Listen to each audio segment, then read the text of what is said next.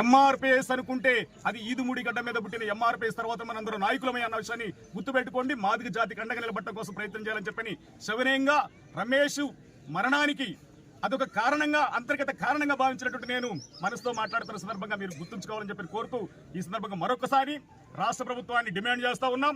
₹1 కోటి ఎక్స్‌గ్రేషియో రమేష్ కుటుంబానికి అందివ్వాలి.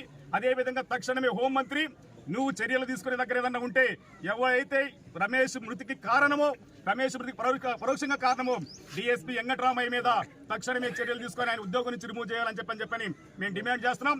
SC commission తక్షణమే గ్రామాన్ని సందర్శించాలి. గ్రామాన్ని సందర్శించి బాధితులకు భరోసానివ్వాలి.